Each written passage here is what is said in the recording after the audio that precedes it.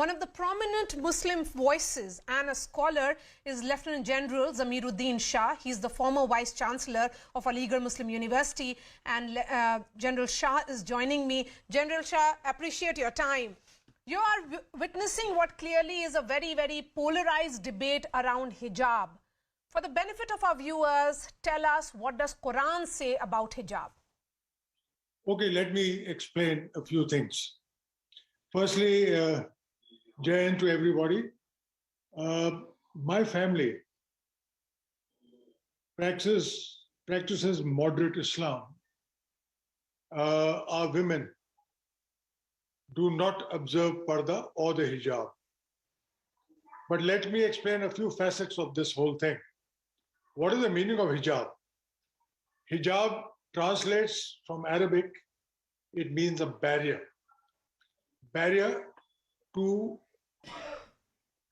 a gaze which is improper. Now, hijab is an important injunction in Islam to be implemented both by men and women. It does not apply only to women. My take on the subject is, if hijab is imposed, fight against it. I'll repeat again. If hijab is imposed, fight against it. If hijab is the choice of a woman, fight for it. I believe in the latter. People are trying to enforce the abolition of hijab, and I will fight with the side of the women who want to wear it on their own choice. Okay. The question here is, if these are young women, perhaps minors in several cases, then what they are wearing is burqa, not really the headscarf or the headgear. The question is about, where does the choice stop? Shouldn't the choice or your belief in your attire stop at the gates of an institution if you're entering an institution for education? Will you prevent a Sikh from wearing a turban? No. My point is that, firstly, there is no injunction in Islam for a burqa. It only says that men and women should be modestly dressed. Yes.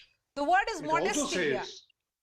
It also says that men and women, when they come across the opposite sex other than their spouses, must lower their gaze. How many men do this? How many men do it?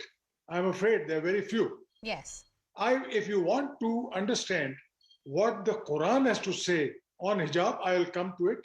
I have just, after I agreed to speak to you, I have gone into the intricacies of it. And if you want me to explain to the audience, I will do that. Yes, General Shah, you know, because we are looking at what is playing out in Karnataka here.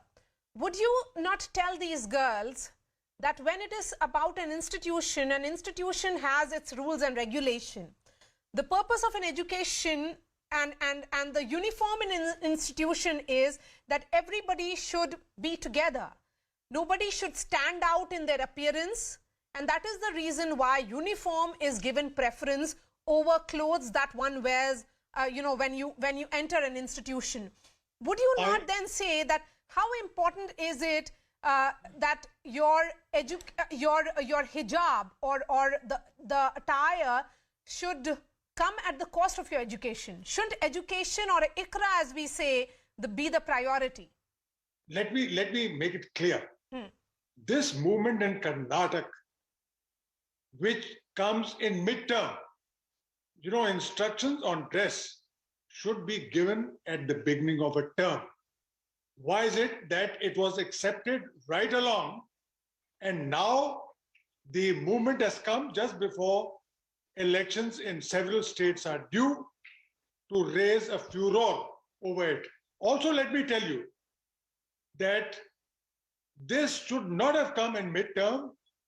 this was accepted by all students if the young girls are being forced by their parents. I must say that in this case of this young girl who's in BCom second year, she is quite independent, quite full of confidence to oppose a mob of crazy individuals they've got only one intent, and that is to drive division between the communities and, most important, to deprive the girl child from attending to education. This is the intention, to drive a wedge between communities and drive and deprive the girl child of education. That is their sole intention. General Shah, again, since you are saying that that you in your family practice moderate Islam, then how much importance should be given to a hijab at all? Isn't this what many are saying, almost like a practice of medieval era? No, it is not medieval era. Let me tell you that there is no injunction in the Quran about face covering. Yes. A lot of sects, a lot of people believe in it, but there's no injunction. As far as hijab is concerned, the instructions are very clear.